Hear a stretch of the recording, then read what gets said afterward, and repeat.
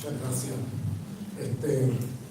Sí, bueno, lo que decía ayer es que el departamento en que yo estoy es un departamento que se creó con huelga. Huelga de estudiantes latinos, de todos los sujetos colonizados dentro del imperio, estudiantes latinos, estudiantes afroamericanos, estudiantes de los pueblos originarios de ese territorio, estudiantes asiáticos. Entonces hubo huelga que creó ese departamento. Y luego 30 años después hubo que hacer otra segunda huelga, porque nos estaban cortando las plazas de todos los profesores. Entonces hubo que hacer otra huelga para demandar más plazas de profesores, porque iba a desaparecer el departamento. Y bueno, y entonces digo eso porque muchas veces nos preguntan, o sea, ¿cómo es que tú, estando en la Universidad de Berkeley, estás aquí hablándonos de decolonialidad? Bueno, porque nosotros tenemos una lucha decolonial dentro del imperio.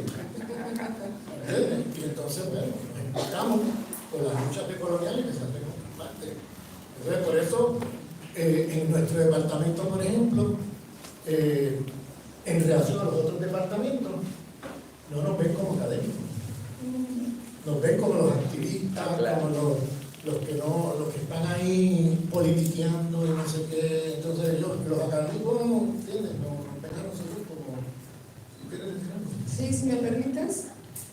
Bueno, para dirigir esta mesa, pues si podemos reflexionar sobre cómo hacer comunicación que superen las agendas mediáticas y noticiosas impuestas por las corporaciones globales hegemónicas. ¿Cómo lo podemos hacer? Sí, bueno, entonces habría que, o sea, todo lo que el compañero, por eso aquí tuvimos una peleita antes de empezar, porque una latinidad.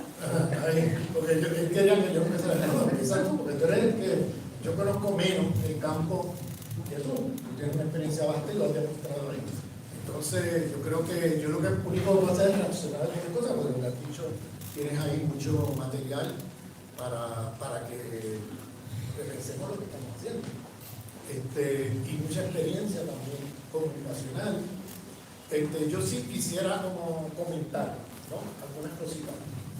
La primera es el tema del territorio. O sea que el territorio es una categoría muy importante para los pueblos originarios, para los pueblos afro, para los afro y para los pueblos originarios. Y entonces es una categoría muy importante porque, o sea, quiero aclarar eso, porque no es que, esa palabra territorio, no sé qué. Lo digo porque ahora todo el mundo la usa bien. Entonces, ¿pero qué pasa? Cuando todo el mundo empieza a usarla, tenemos que también meterle contenido, porque si no, pues, se convierte en cualquier cosa, se vacía el contenido. Entonces, hay que entender el territorio, como lo han teorizado los grandes intelectuales, pensadores y pensadoras indígenas y afro en nuestro continente, que el territorio no es solamente seres humanos ocupando una tierra, sino que el territorio tiene un montón de dimensiones, que tiene que ver, el territorio está compuesto por los seres humanos, por los seres vivos, no humanos, por los ancestros del territorio. Y entonces el territorio tiene dimensiones cosmológicas que van más allá de la idea occidental del territorio como espacio vacío. El occidente mira el espacio como vacío y un espacio a conquistar, que a controlar, entonces, en cambio, el concepto de territorio apunta hacia la producción y reproducción de la vida en comunidad, no es cualquier vida, es la vida en comunidad, donde se tienen los cuidados de las relaciones entre seres humanos, de las relaciones entre humanos y no humanos, de todas las formas de vida, y de la relación de la comunidad con los ancestros. O sea, es una categoría, por ponerle una etiqueta, espiritual.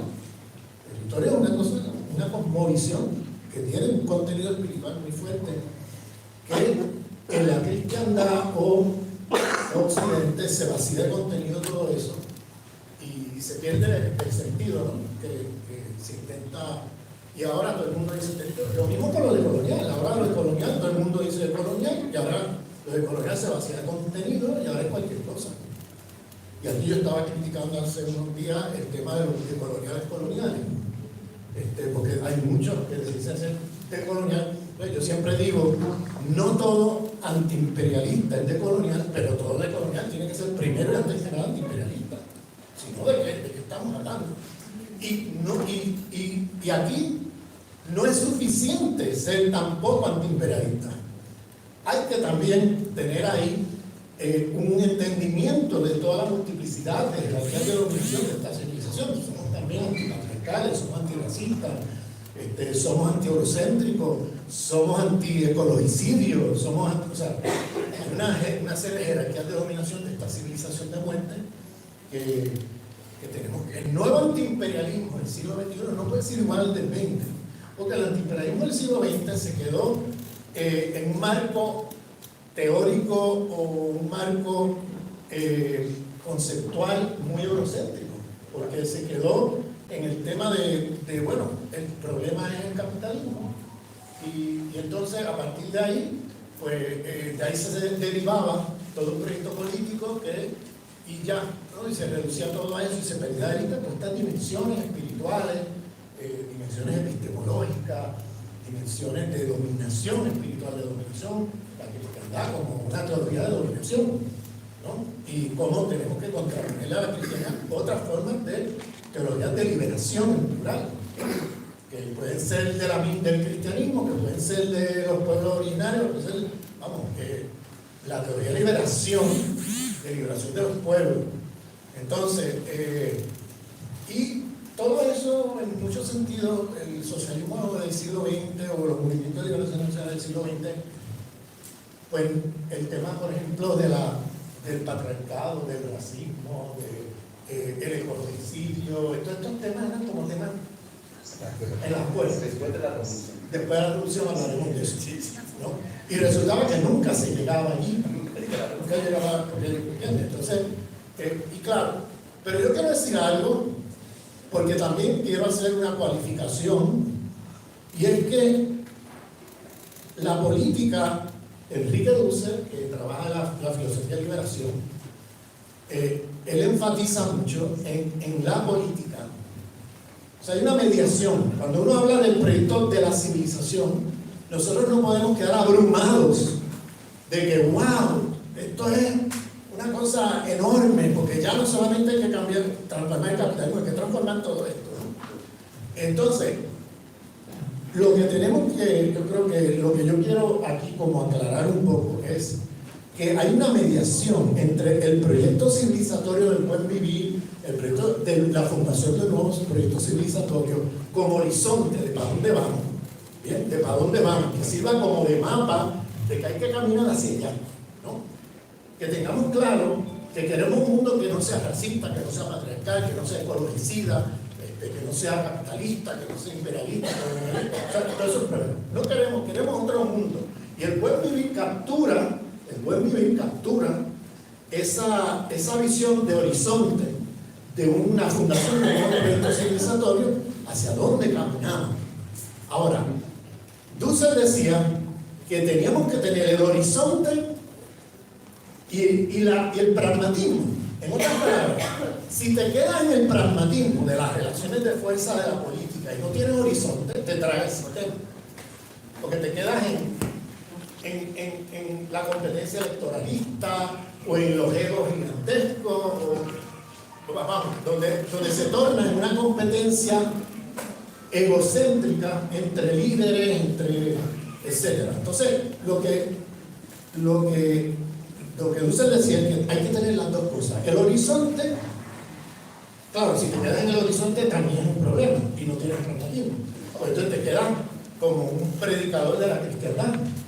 O sea, que estás predicando cosas sin que haya nada porque esas cosas se realicen. Y tenemos esas dos tendencias en la izquierda latinoamericana. Hay una gente que no quiere horizonte y terminan tragados por el neoliberalismo y llamándose izquierda. Porque no tienen horizonte, no saben para dónde van. Y hay otra gente que está tan metido en el horizonte que pierde de vista el proyecto político de día a día, de cómo caminamos para allá. Entonces, Dussel decía, la política consiste en poner las dos cosas juntas. Entonces, por eso, quiero como cualificar cosas que yo he dicho en estos días. He estado hablando más del horizonte y más de la crítica al paradigma del socialismo del siglo XX, pero que entendamos que no vamos a crear proyectos civilizatorios esta noche. Esto es una lucha de largo plazo y es una lucha que tenemos que ir dando los pasos. La importancia del horizonte del buen vivir como fundación de nuevos proyectos civilizatorios es que entonces los pasos que vamos dando los vamos dando en relación hacia dónde queremos ir. Y a veces el paso no es para adelante, a veces el paso es para el lado. A veces es para el lado y a veces vuelves para acá. Y a veces das un paso atrás y a veces vuelves y das dos adelante. O sea, eso ya es el pragmatismo de la política, pero el pragmatismo de la política insertado en un horizonte. Entonces no podemos ser ni deterministas ni voluntaristas. Deterministas de que este sistema no es posible cambiarlo, porque esto es una cosa que no, eso ya es un determinismo que le está atribuyendo al sistema lo fetichiza, o sea, lo hace como si fuera un monstruo que no puede hacer nada. Pero tampoco podemos ser voluntaristas en el sentido de pensar que entonces se trata de que voluntariamente esta noche acabamos con el sistema. Entonces tenemos que tener ese balance en la política del pragmatismo, de la relación de fuerza, lo que es y el horizonte de para dónde caminamos.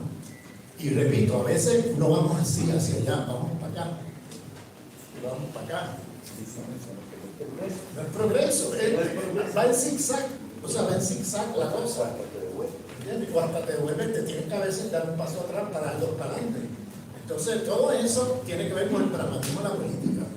Y lo que pasa con muchas de las izquierdas latinoamericanas es que se quedan en el pragmatismo y se los tragan el neoliberalismo y el sistema. Eso en Guatemala hay muchos ejemplos. Le diría, pues nos puede dar aquí una cátedra de eso. Pero también está el otro lado, los que se quedan con el horizonte, con el paraíso perdido, con el paraíso terrenal y no se envuelven, no se embarran las manos en la política, en la transformación del día a día. Y entonces, no te embarran las manos con la política, pues eres tan de derecha en tu utopía como la derecha, porque dejas el sistema intacto. No estás haciendo nada por cambiarlo. Fíjate, en tu ultrarradicalidad, pues termina en una especie de conciliación con el status quo del sistema, porque está en tu hiperradicalidad, no haces nada por cambiarlo. Te quedas pasa con mucha izquierda, se queda en el proyecto utópico de largo plazo y se monta en el Monte Olimpo por allá, por encima de todo el mundo, y critica a todo el mundo desde una moral, no una ética, una moral que queda bien, porque como no se para la mano con la política, pues, y critica a todo el mundo así, y queda siempre bien, y queda siempre por encima de todo el mundo, porque critica a la izquierda, a la derecha, al centro, al alto y al de abajo y a todo el mundo, pero no cambia el mundo. Es una izquierda inútil, es una izquierda que no cambia nada. Entonces, ¿por qué estoy diciendo esto?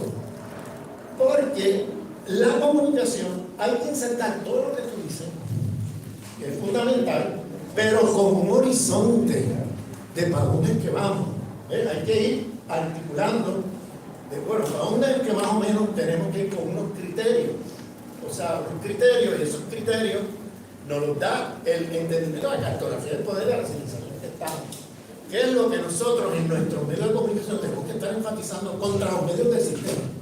Y para eso necesitamos como una cartografía del poder que nos permita tener criterios para poder decir, mira, aquí vamos en ciertos momentos, bueno, vamos a impulsar un mensaje que sea ecologista, que sea anticapitalista, que sea feminista, que sea antirracista, anticolonial, antiimperialista, y lo podemos hacer bailando. ¿Entiendes? Y lo podemos hacer en la música, y lo podemos hacer en la poesía, lo podemos hacer, pero saber el horizonte de para dónde vamos, porque si no tenemos ese mapa, pues se puede relativizar nuestro baile y nuestro entiende, porque entonces podemos aparecer como, bueno, trivializando todo. Entonces, no quiero sonar serio, pero tenemos que tener al menos un criterio de hacia dónde vamos a caminar y dónde estamos hoy y qué paso hay que dar. A veces hay que poner una buena música para que la gente vaya a la marcha, ¿entiendes? Entonces, ese tipo de cosas, ¿entiendes? Entonces, tenemos que tener esas dos cosas siempre pendientes. El horizonte, que no se va a realizar esta noche, compañeros y compañeras, y probablemente en la próxima década. O sea, eso es un proyecto de largo plazo, la fundación de un nuevo sistema civilizatorio que puede vivir, un proyecto de largo plazo, pero que podemos ir desde ahora haciendo la política de día a día para llegar allí, acercarnos allá. ¿Ves? Y esas dos cosas, decía Miguel Luz, hay que ponerlas juntas. No podemos hacer una sin la otra, porque entonces terminamos en un izquierdo discutible. Entonces,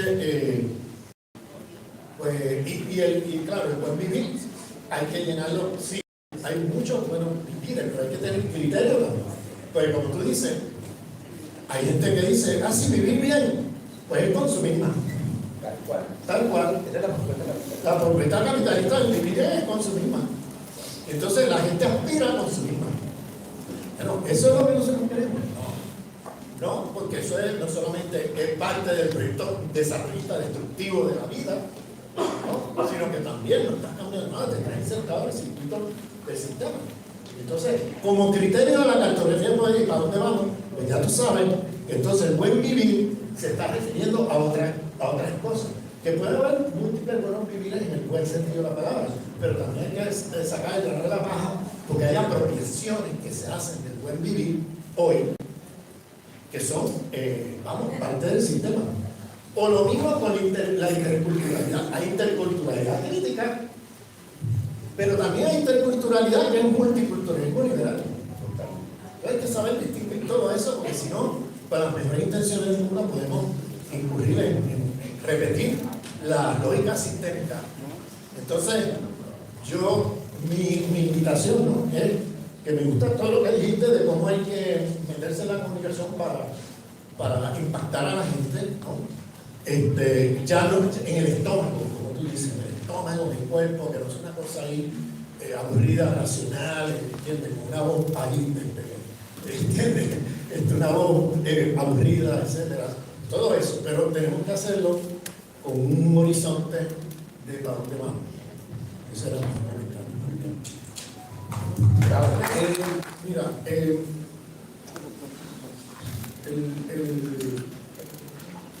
empecemos por la subjetividad. Tiene que haber un cambio en la subjetividad.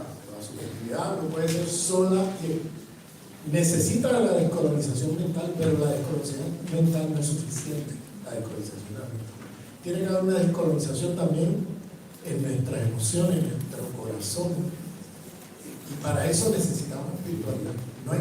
No hay manera de salir por pura descolonización mental. La descolonización mental es necesaria, pero no suficiente. Necesitamos también descolonizar nuestros corazones como parte de la descolonización de la subjetividad. Y para descolonizar los corazones necesitamos herramientas espirituales. En plural, cuando digo espiritual, bueno, es que hay muchas espiritualidades, no tiene que ser una. Pero usualmente las espiritualidades serias, no estoy hablando de la cristiandad, las espiritualidades serias, o sea, la cristiandad es una teología de dominación, entonces no, eso no es lo que buscamos. Y del yo. Exacto, entonces, y del yo y todo eso. Bueno, entonces, para cambiar la subjetividad, también tenemos que cambiar nuestros modos de vida. No va a ser solamente aquí, es que tenemos que cambiar nuestros modos de ser y estar en el mundo. Y eso significa vivir en comunidad, eso significa muchas cosas que en el mundo de los pueblos originarios, en eso tienen mucho más que aportar que los mestizos de la ciudad, que han perdido contacto con comunidad, con saberes ancestrales, con espiritualidad, etc. O sea, hay una pérdida ahí de conocimiento que a veces estamos en crisis y no sabemos qué hacer. En cambio, en las comunidades, pues ahí están los maestros. No tienen que ir a psicoanálisis. ¿Entiendes? Si ahí tienen la ayahuasca, o tienen el peyote, o tienen, o sea, hay herramientas para, no necesitan 20 años de terapia con un psicoanalista, sino que con una toma de ayahuasca, punto, ya saben del problema. Pero ahora los analistas están llevando a tomar ayahuasca parte del proceso.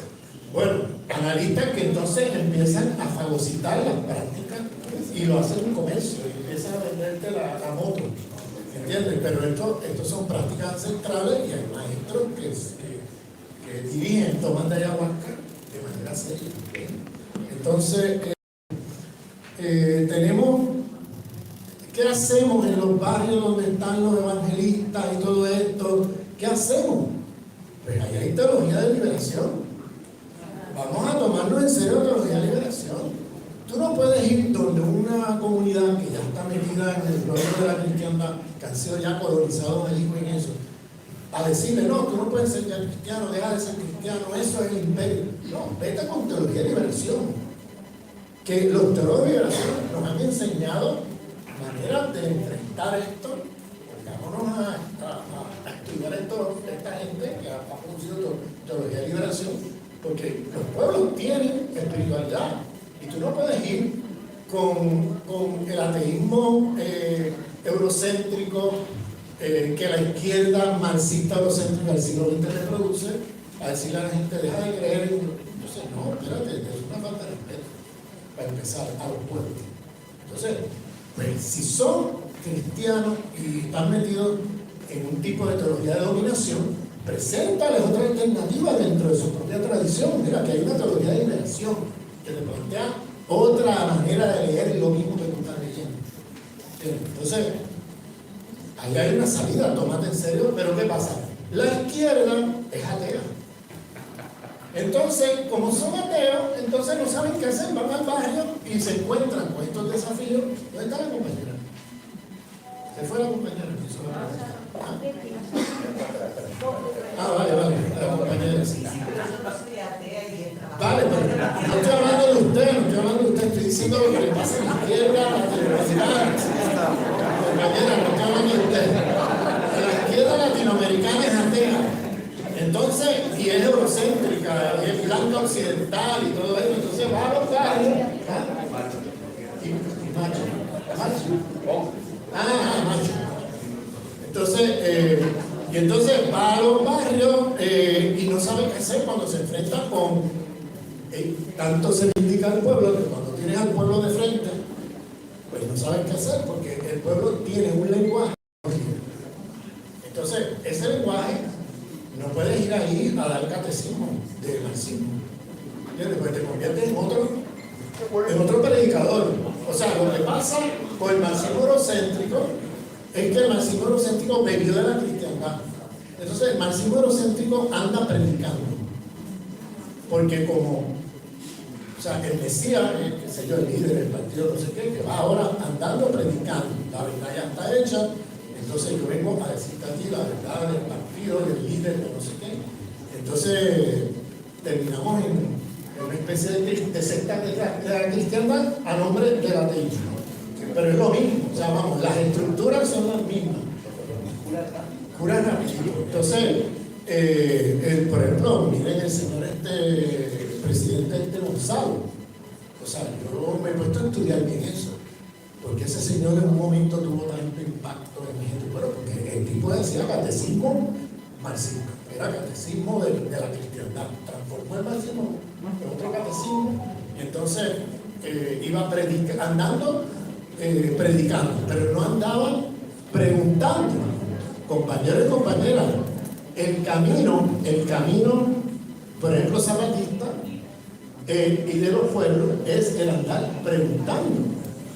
Que es diferente, hacer política es andar preguntando, para que entre todos construyamos, entre todas las verdades de cada oprimido, construyamos un proyecto pluriversal para enfrentarnos al poder hegemónico. Pero para eso hay que andar preguntando, escuchando a los otros oprimidos, ¿no? ¿Cuál es tu verdad? ¿Qué te pasa? ¿Qué tú demandas? Estos Entonces crear un programa de lucha común, pero para eso necesitas andar preguntando, no puedes andar predicando, porque vas imponiendo, y cuando vienes a ver, estás tú solo frente al espejo. ¿Qué es lo que le pasa a la izquierda blanca eurocéntrica? Estás solo ahí mirándote en el espejo porque todo el mundo sale corriendo de tu lado. ¿Okay? Entonces, tenemos que tomarnos en serio el tema de cómo vamos a abordar la realidad concreta que los pueblos tienen espiritualidad, que algunos absorbieron teoría de dominación. Entonces hay que abordar eso desde ese terreno, no oponiéndole un ateísmo de cemento, ¿entiendes? Entonces, el tema de la forma, o sea, hay que cambiar las formas de vida, la forma de ser y estar en el mundo, todo eso no es solamente aquí, es también nuestro día a día, nuestra forma de ser y estar en el mundo. Si vamos a seguir siendo sujetos individuales que consumimos mucho, que intentamos, o que ese es nuestro ideal, aunque no podamos hacerlo, pero aún en la pobreza tú sueñas con consumir mucho como tu objetivo de vida. Entonces estamos absorbidos en el sistema de una manera brutal. Entonces tiene que haber un cambio en los deseos, en la forma. Eso tiene que ver con el cambio de la subjetividad, tiene que haber una descolonización de los deseos. Entonces, y claro, no es que uno sea antimarxista, ¿bien? Yo no soy antimarxista, yo creo que hay que leer a Marx. O sea, es que hay que leer a Marx para no ser ingenuo, porque de verdad que Marx aporta cosas que son importantes. Pero lo que no podemos ser es marxistas del siglo XX, porque el Dussel nos dejó una obra impresionante. Él dejó de leer a los marxistas del siglo XX, se fue a leer a Marx, a los archivos allá en Berlín, en Ámsterdam, y luego regresó y puso unos libros allí, que resulta que Marx no era ateo, que resulta que Marx se tomó en serio la descolonización, que resulta que Marx, empezamos a descubrir un Marx, por eso él tiene un libro que se llama Hacia un Marx desconocido, por eso él tiene un libro que se titula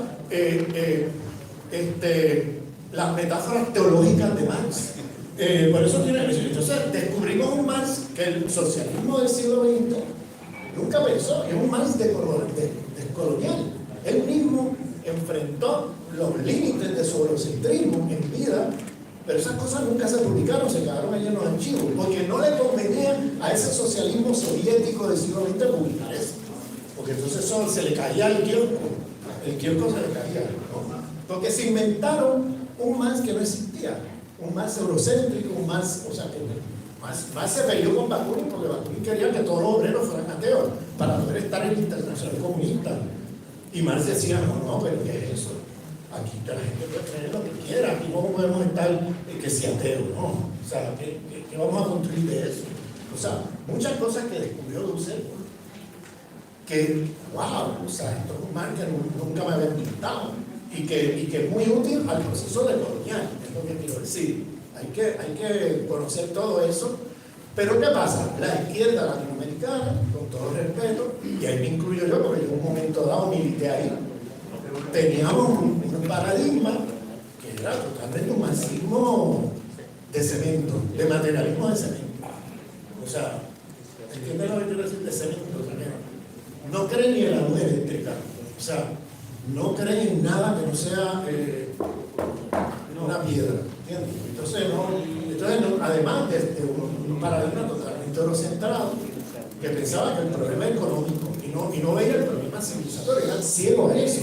Por eso pues, los pueblos indígenas nunca lograron una buena comunicación, porque los pueblos indígenas vienen de cosmovisiones que cuando ven el sistema están viendo una civilización con un paquete de relaciones de dominación. En cambio, el marxismo blanco occidental de la izquierda latinoamericana pues venía pensando, no, el problema es el capitalismo, lo demás es secundario, lo demás no importa, lo demás pues que viva la modernidad, o sea, celebrando la modernidad como proyecto civilizatorio, ¿sí? Pero espérate, no lograban nunca conectar con los pueblos, además del ateísmo que mencioné ya, que iban con ese mensaje totalmente ateísta y la gente no lo escuchaba y salían corriendo. Entonces, Digo eso porque hay que descolonizar, no es rechazar el marxismo, pero hay que abrazar un marxismo descolonial, en todo caso. Lo mismo que no se trata de rechazar a los pueblos que son cristianos y creyentes en el cristianismo. Hay que hacer teología de liberación con ellos, ¿entienden? No hay que ir en contra de lo que las personas creen. Lo que hay que hacer es dentro del discurso y dentro del marco categorial en que esté, pues desde ahí trabajar para radicalizar el discurso marxista. Por ejemplo, si tú eres marxista, pues entonces el marxismo decolonial, vamos a meternos en ello, pues si tú eres cristiano, la teología de liberación, etc., ¿no? Entonces, yo quiero terminar. Lo del ser latinoamericano, yo me distancio un poco, porque el ser latinoamericano es ya problemático, porque eso es una categoría que viene de la historia colonial, para empezar, los latinoamericanos es una invención francesa, ¿no? Y ningún pueblo originario se identificó con eso. Y esa es la identidad que más bien hay mestizos, hay blancos criollos con el cual se identificaron, blancos criollos con el proyecto latinoamericanista. Pero, por ejemplo, los pueblos originarios, los pueblos afro, etcétera, nunca se identificaron con eso porque la defensa del latinoamericanismo era defender la colonialidad del poder de la élite criolla blanca.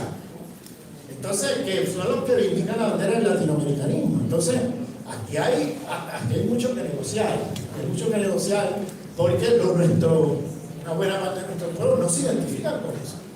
Porque eso fue siempre el discurso de los opresores, de las élites criollas blancas. Entonces, yo no diría el ser latinoamericano, yo diría desde la filosofía caribeña, pensar desde Calimán, es decir, desde un sujeto que está viviendo una dominación racial, colonial, imperial, etcétera, y pensar no desde geografía, ¿entiendes?, el continente Latinoamérica, sino pensar desde posicionalidades que están siendo subordinadas dentro de un sistema. Y la idea de Caliban está más allá de una geografía. Esto lo ha trabajado muy bien Nelson, que es el tema de salirse del pensamiento continental, de no pensar desde Latinoamérica, África, Europa. Esas son cosas muy grandes y hay un montón de pueblos con diferentes experiencias y no las puedes subsumir en lo latinoamericano. Tienes que ir a hilar fino y empezar a ver que dentro de nuestro continente hay experiencias muy diversas y la gente no se identifica como latinoamericano. Mucha gente no se identifica ahí porque eso siempre fue la identidad que los opresores blancos criollos impulsaron en nuestro continente, incluyendo cierta inteligencia de izquierda. ¿Bien? Entonces, cuidado ahí con el ser latinoamericano. Hay muchos seres en este espacio en que estamos metidos. Y hay, el ser indígena, no hay un ser indígena, hay muchos seres indígenas, porque hay muchos pueblos originarios con muchas cosmovisiones, muchas lenguas, etcétera. No puedes subsumir todo ahí en una sola categoría del ser. Entonces, yo quiero aquí, quiero terminar con esto, a ver si me lo permite. Esto, vamos a ver. Oigan la letra de esto. Mira lo que nos meten, un anuncio. Salte de ahí. Por lo menos en inglés.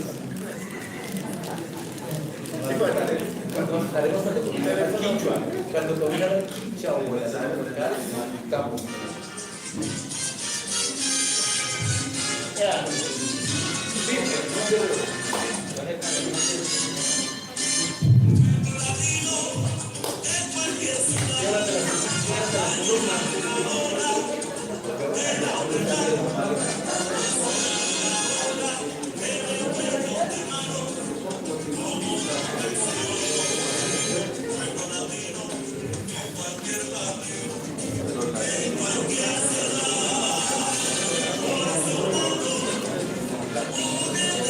Está llamando a la unión de los pueblos, de la unidad. Es que está la fuerza.